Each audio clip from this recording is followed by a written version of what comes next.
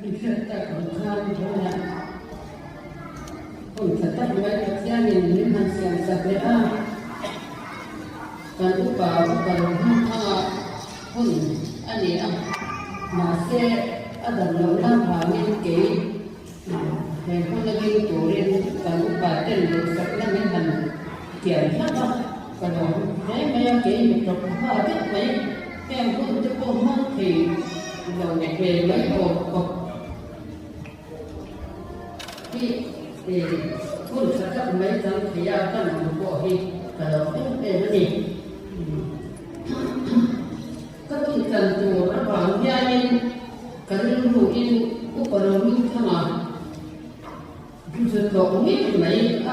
ตรงคำที่พูดเสียตรงนั้นกันเลยแต่ส่วนที่ไม่กับข้าที่กับพวกสีดำจังว่า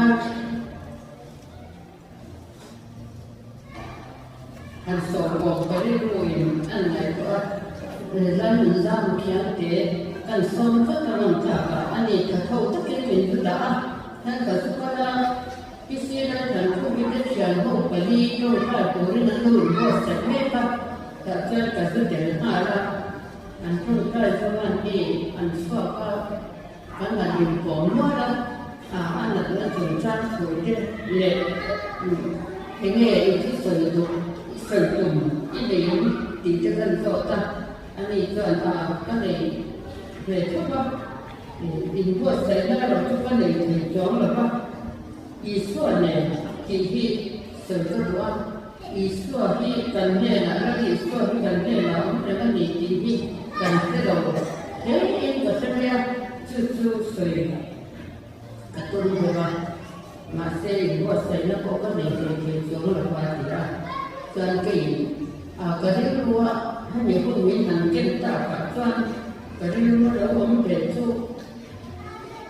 แล้วอีส่วนการโบปุยติดข้าเนี่ยกระเทียมเคยนำเรื่องหลงตัวหลงนี่ตัวแกที่มันขาเกี่ยวกับการตุ้งก็พุ่งในการดูแลกันไว้ปุยเบตาอันนี้ก็ได้รู้ว่าอันนี้เอามาที่กันเสด็จเลยจู่ๆนะก็โอ้ยอะไรเกี่ยวกับสัตว์ก็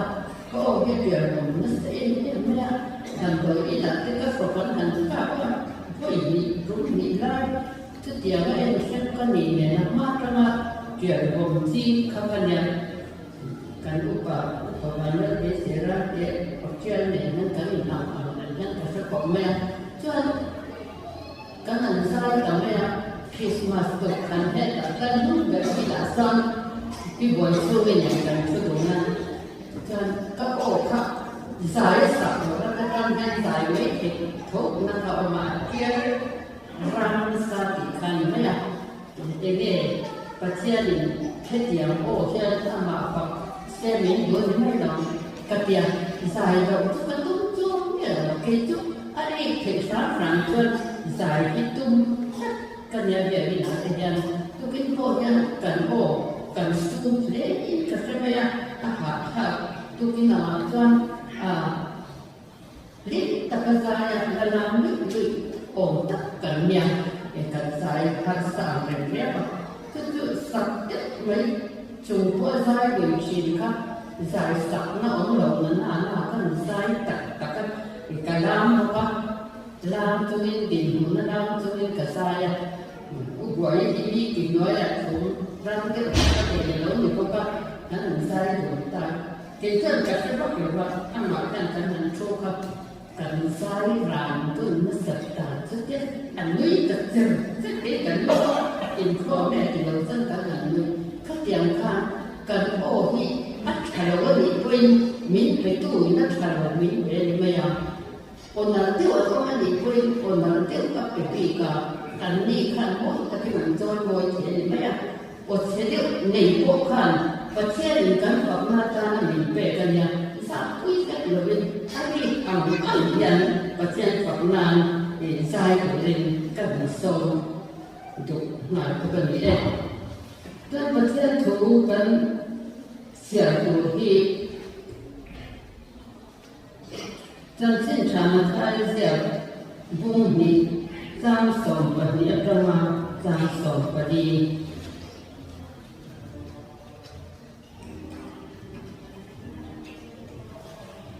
thiên tu thiên hình ngài sáng u kinh hiểu ra thế là cái để đầu tu lên ăn mà sẽ ra ăn mà vangin ăn mà ni có là mà không đã bảo ăn bột ta kinh ăn còn nhiều in mà để rất là hoàn thiện cổ su sẽ qua thế là ăn mà thành ra là thầu ra nâng tế để một phơi ra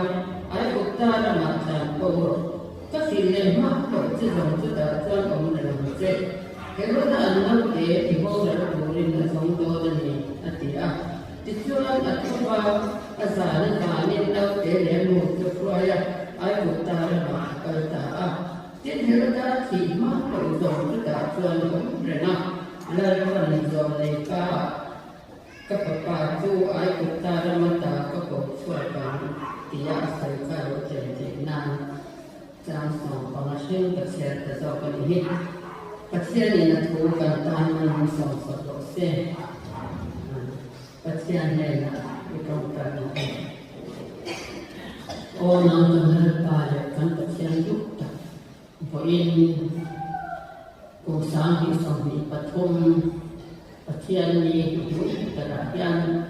มีเหตุสักไม่บอกกันโอเตน้ำอักกันเดียวนั่นคนน่ะน้ำมาพักเล็กโซนมวยตัวเตอีทัวอินโกลโอตัวเตยิกันหมดไปคนเดียวหุ่นชาไม่เตก็บางยินมีเมนักนอนโตกันสุดเตเหตุการณ์หุ่นสูงอาเรียนน้ำมาแห่อินโกลโอเล่นกันเรื่องรู้เรื่องไอ้ตัวนั้นมีคนสักละน้ำมาลูกคุยกันตัวเล็กน้ำสู้เขาเป็นสู้ในตู้เล็กนะแบบอินมีน้ำตาน้ำมันลายเล็กคนนี้นะอิจฉานะการที่ลูกคนขาดแค่คนละออกมามีกินลูกเฮอีละมันมีสัตว์ตัวเล่นกันนั้นไปสอบสตาร์บินกันทีเลยกันเสียตั้งคันเราเสียกันคุยแล้วในส่วนใจคุยที่ทุกอย่างมันกันต้องมาให้มีสิ่งที่ขาดแล้วในส่วนที่ไปพูดถึงเรื่องเรากับคันเขาเป็นเรา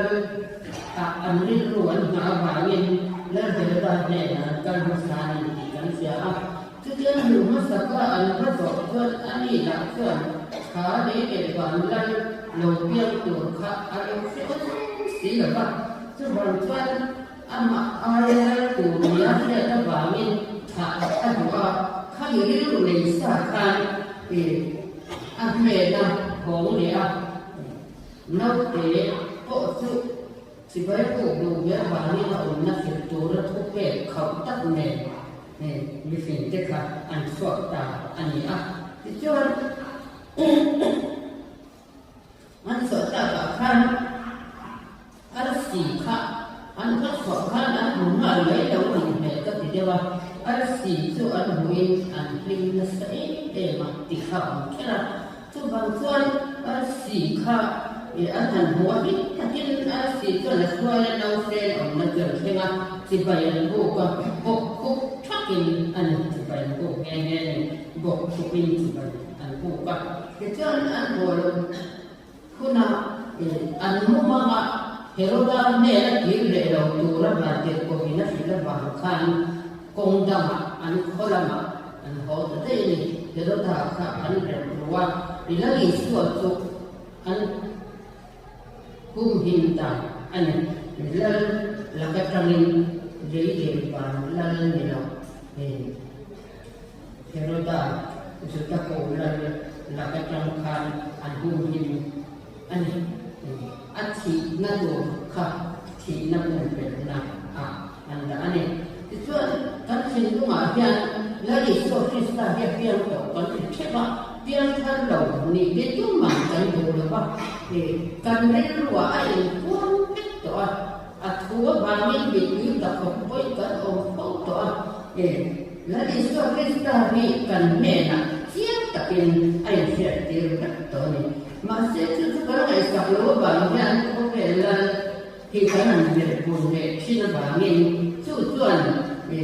minat san dari Cina kami cara kebetulan tak ta có mà vàng Phật tên cần vẫn sẽ ta mà có nề lòng bằng sinh viên cần lòng để mấy chế này yang tuan mình bình tĩnh ăn hồn ngủ khan rồi sẽ vào phải đi cho em cô tu khan khá để cái hình nó sẽ cái nó thể mà ông vui lại khan hoàn tiền cổ có kìm ai cũng ta ra mà làm vô tổ lên ở đồng sẽ để ta chứ kia thì các chuyện này nó đầu tiên là chúng ta chân lòng rồi để tiền thuộc về anh này nghe nghe đi thì tuan ai cũng ta ra mà làm vô vui à hoàn tiền cổ bên nó sẽ để mà chân chúng ta chân không ta này anh này là lý do làm vô vui khan hệ nó xem thì vô là từ hiện hệ nó đàn nó rất là cái về đó là mình khá áp tiền mà là giờ dân hết phụ hi cái gì áp tiền là ai buồn tổ nó thế là hiện cần có lý do hiện mình rằng mình cái gì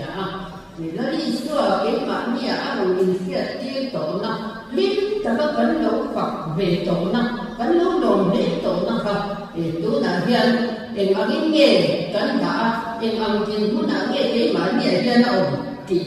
cần đi luôn anh này thuộc ở trở lên cái gì này cần muốn là cái đầu tiên của một cái số mấy đô lên cái gì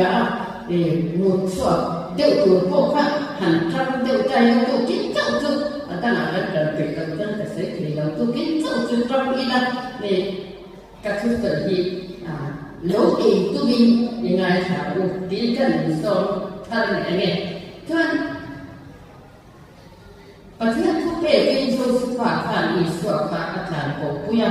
và tiền cô mới nó chuyển lên máu đầu chuẩn cho thả chuẩn ở những tờ này thả chuẩn cái gì cần nên là anh sẽ tiên tỏa anh sẽ tiên tu là đi sửa hiện in nên là có ông gì đầu nó biết thì các bạn sân đó sẽ bắt thì mất đầu chuẩn khá khá vốn rèn tuổi cái này chứ nhìn chung thì cái mà nhà ông rèn tuổi mình xoay lên lòng vui đủ tu anh ấy thì khá để cần phải ổn định chính tôi đúng cái perspektif chuẩn tôi đúng sự các thị của nào bạn ra mà các cái ni na ma tuan hei ka sena lo atia khatiang van na ka lo tu se ka na ba na sen ko na ka nge ni tu khan van ka ma ka do ti kha alo ni se be alo ni na ma se su mi in sia na su ni ma se la tu na yan ken par so ka ni ro da tuan ken par so ni khom din ti ka cha ka các định kia là các cái điều đó anh nhìn cả cái định thì bây giờ mình chỉ cần làm cho anh mình khổ phải tốt tổ ra cần công phật mẹ là tiền thân và thiên nhìn rằng ngày nay mình想啥个有难命看底下的tên thì lấy đi xuống Krista anh sanh năng tu anh mãi tu xuống là các sanh xuống tu nó trăng có xuống tu hết cả xuống tiền tu mà rồi về tu và thiên chuẩn ăn mẹ thủ ăn sấy ta anh ấy rồi cũng không đi gần gần ngủ khăn cái này coi là em bồn lộc nghe căn cả này đó em ăn ít nghe khá cần là mình mãi tu khá em cắn đầu ngày rằm này đó thì cái khá cần rồi mà trước kia tất cả để cái mà ni in quang vô tổ mình mãi em tu lên phải đi cái này khá để câu chuyện gì tôi em mẹ về cái gì nó quan lại cái hồn hồn quan lại đi xuất thân lấy đi xuất Krista bản đồ cái gì thì khác để cái thời đại tại đó cho cả một cái cuộc đến cái gì đâu xuất phát tức là để ai cũng ta ra mi ra mà răng ra mà chẳng vô đồ ra thì là nhã nó giả nên anh đủ kia là cả người ta anh ấy mà sẽ cái gì rồi chứ cái làm một khi nó đủ ra mình thì chứ cổ sản không mà cổ sản không xuống mà anh ấy vẫn còn bị em cái làm một nó đủ muốn bị muốn hoàn sa để muốn phải ốm ai vì làm mai cổ đi đâu hắn sẵn nó ốm rồi cái đủ ra cô phân có mình sống rừng mình đổ rừng năng nặng đàn bộ quy đổ rừng mình sống đi khắp cả đời đó thì tôi thích mà cần kia cả mình thân đang tu cần phải tu su mà lời khát em tin nhau ông ta cái này kia kia cả apa kau beri tak main jual tu ini kan nom so kau ni tak main ni lim nak tak boleh lom nak kau kan ni kau lagi kan kau san ni tak main ni kita kakak ni luar apa mah sekarang kan nak kami tiburan aku presiden kami tiburan tu tu akan verin min mai tu kan kau nak so kan kau kau ni macam ni ini adalah cuma sebenarnya dia kan leluhur itu doa kan leluhur. Apa boleh kerja? Sesuatu itu ini, setahun dia siapkan anda yang antuk rumah itu benih itu suka mungkin kian. Jadi dalam doa suatu itu ini, mungkin suara masih ada orang yang mungkin suara Tuhan bersuara itu jepok tinggi mak aku mungkin ani yang punya lokal punya beturin pun ribu orang beturin ani dia mak tak kan aku punya urut tapi betul tapi cuci nak tur sentur kotor tapi aku nampak akan aku punya aku mungkin tu masih lebih ada soalan. Jadi yang kita kira kalau tu kita berdan berapa mungkin bersoalan kan ni lagi. Juga kehidupan memang itu lepas amat belum guna ko amat belum mak ko muat ko kami kan dan ko kui betul kan ni. Lalu Krista yang dia orang tua kan om berlaide kan lo berlaide kan mangan berlaide ko minta wala ni om kui adu laide kan mun so me mai chini takkan kan kan pintu aku koi mo kan biru kui kan cantik kui kuning kan kasihan ya ni dan jika ni kan ni bandal tu ni tu kan tu nak tu kan kui lah. Jadi yang kau til belakang ni, kau til dia boleh heroda filma kan mungkin cina dijual kan nanti mungkin tu yang kita kan suat apa kau yang model.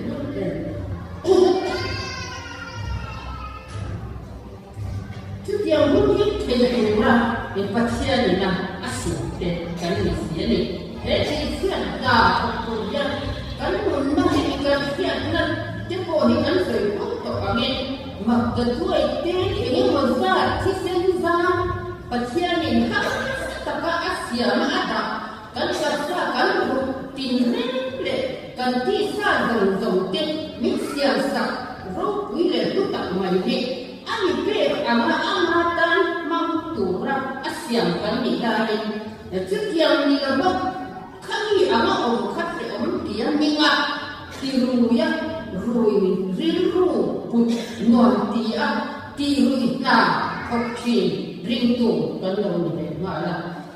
apa air warna kalau ni malah kalau warna kalau cantik sedih lagi kasih jadi yang kau memang ayah nunggu semua kalau mulai kalau rela kalau kita dah kisah zam engkit buat tertujuan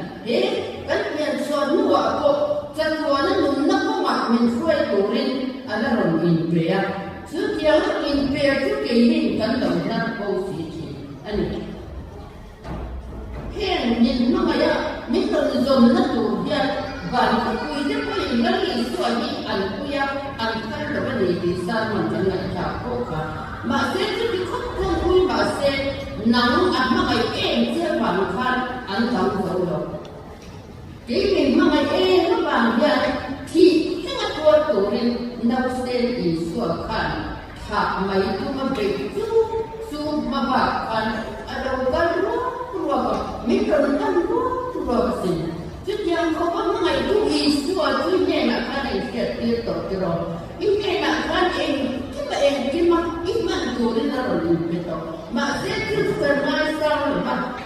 cần nô đó cái mà đi ngày đàn này cũng đàn này cần cả sân này câu chuyện thế thì aku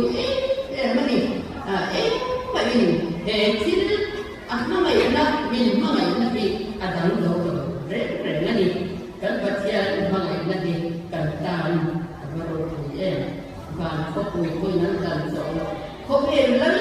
cái quỳ nó anh đàn sổ đâu thì lúc đó quỳ nó đàn sổ đâu setelah quỳ nó đàn sổ đâu không có baca ni akhirnya tu berlaku kemudian lokal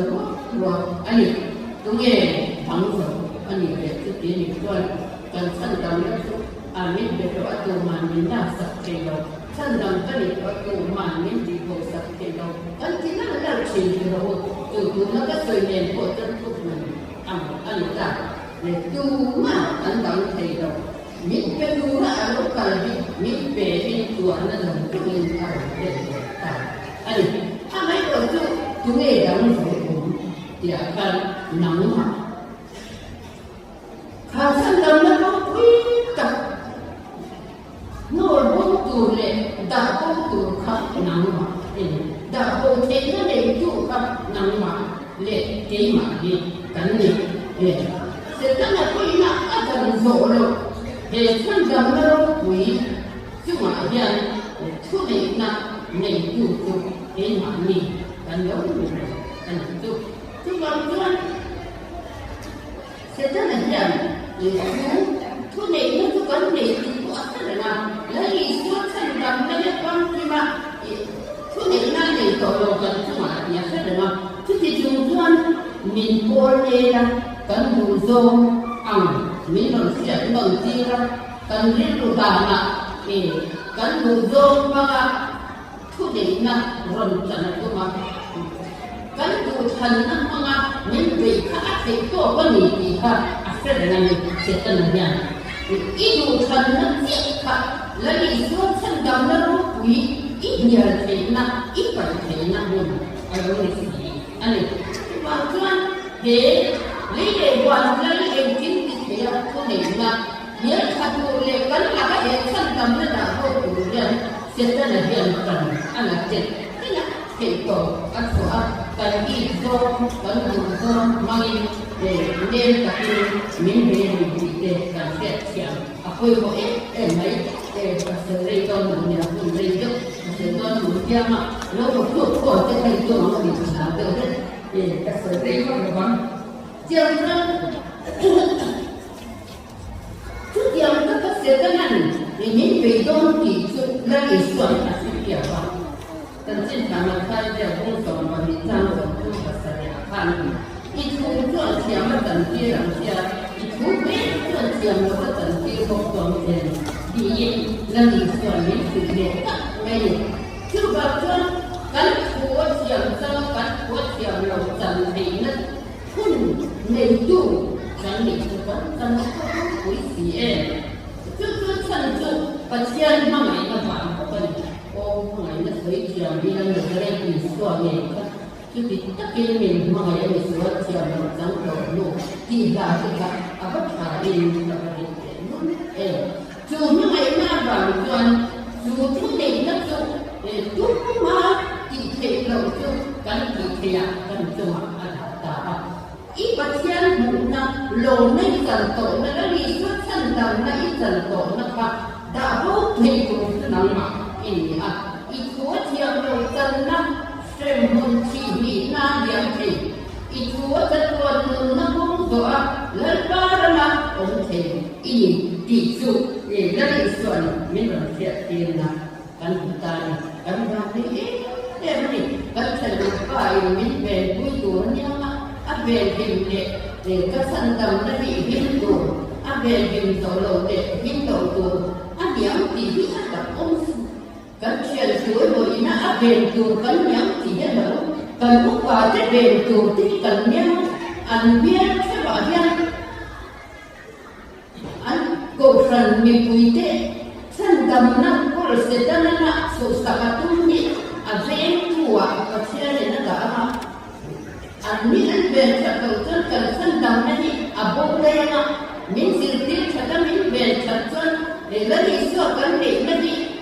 เสียงตะกินอะไรกันเสียดังตีข้ายังตีอะไรลงกันเนี่ย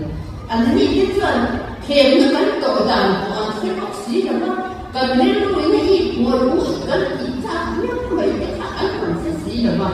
อันนั้นกันนี่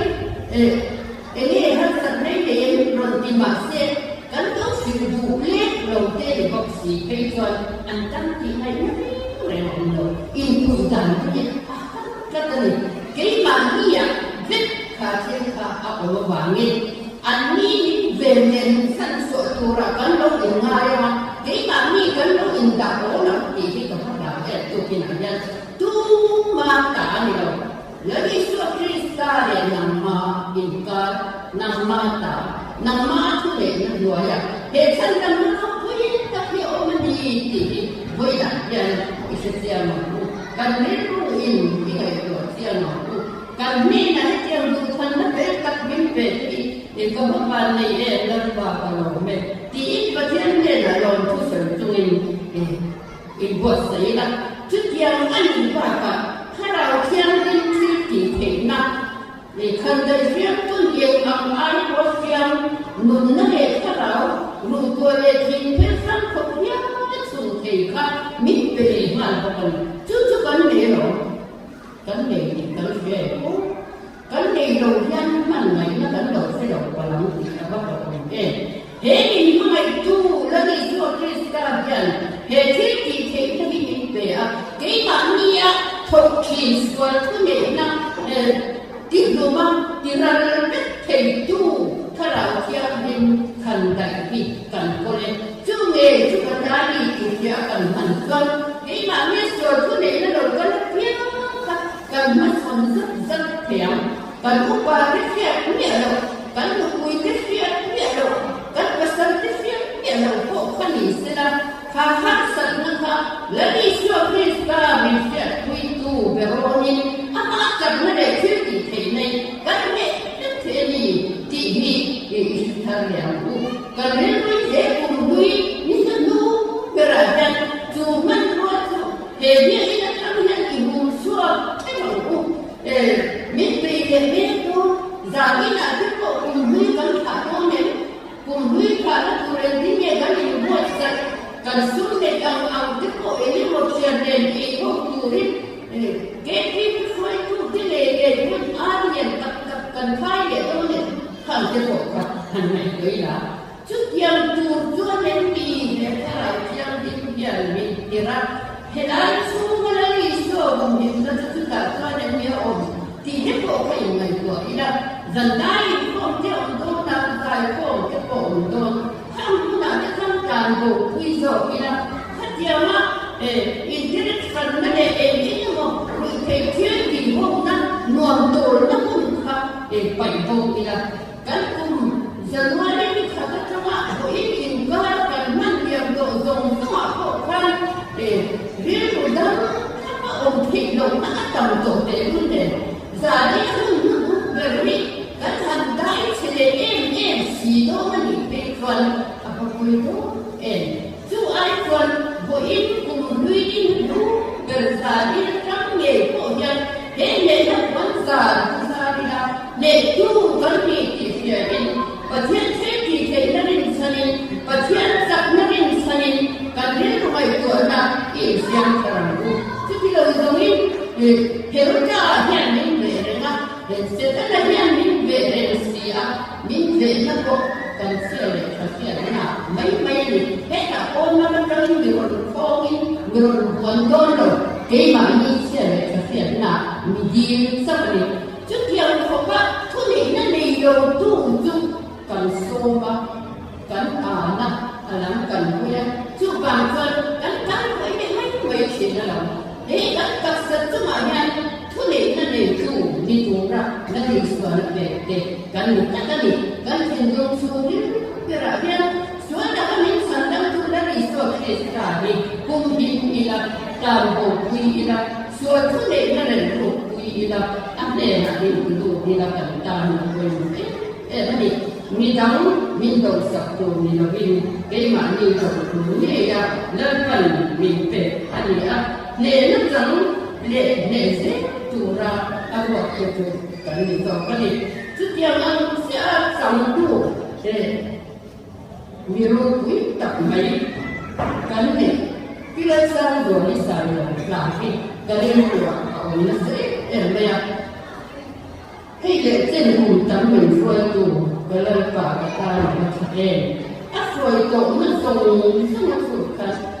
อันนี้กันสารเนี่ยอันนั้นที่คุยเงี้ย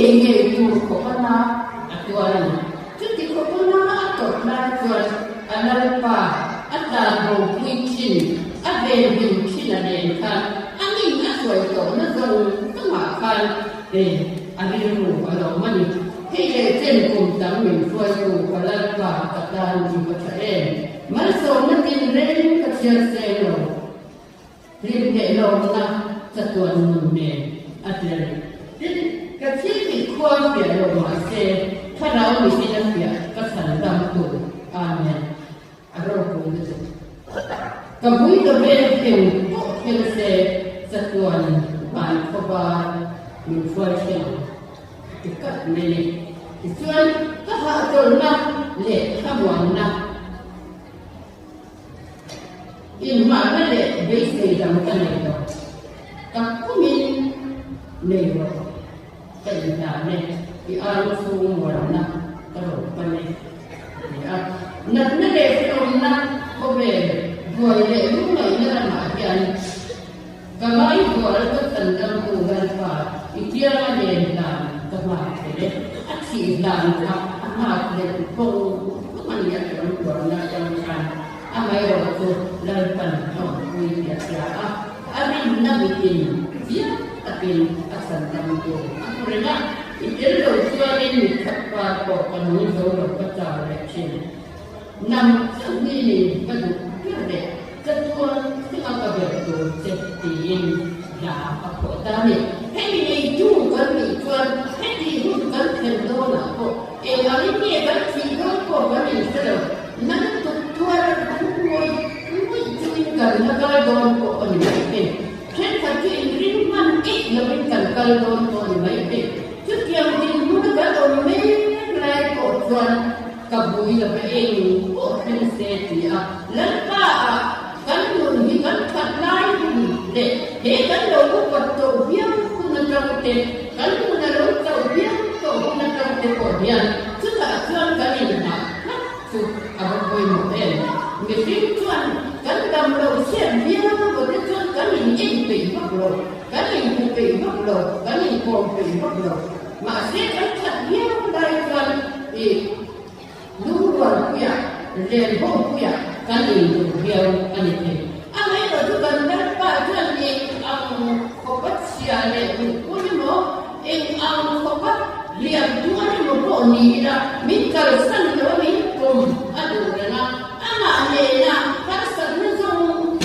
ตั้งตัวนี่มิตรส่งเลยนี่ชุดกันได้เอาไปดูเองเด็กๆว่านั่นคือเนี่ยไม่ส่งในตู้ไม่ส่งนั่นเสียเสียลงในตู้ที่กันสู้มาแล้วนะอีกครั้งกูจุดที่การดูวิธีนั้นก็จุดที่บุคคลนั้นก็อีกการเส้นสวงก็การที่การทำบริโภคก็มันที่ต่างกันก็แล้วก็สิ่งที่เด็กนั่งสิ่งที่เด็กก็เด็กเด็กจะชวนให้เราก็เด็กตัวเจ็บตีเองเวลาเรียนการเงินกินเสียง